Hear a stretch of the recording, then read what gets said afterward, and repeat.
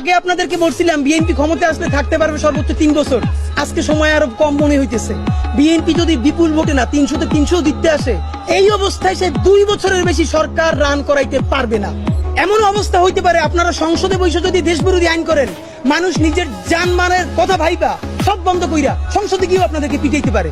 সুতরাং নির্বাচনের চেয়ে সেই ক্ষমতা কেমনে সুসংহত করবেন এইটা মনে রাখেন। কেন পারবেন না? হিসাব সোজা ভাই, মানুষের হাত খুলে গেছে।